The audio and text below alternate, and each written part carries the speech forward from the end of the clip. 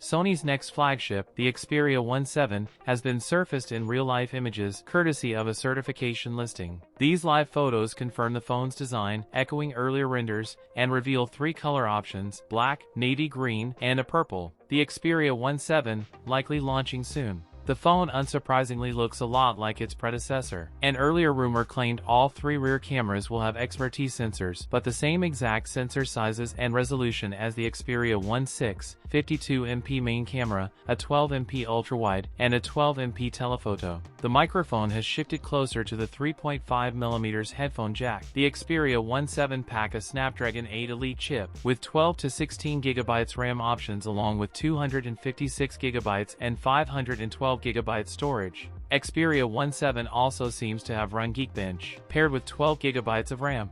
The screen is reportedly the same 6.5-inch display, side fingerprint sensor.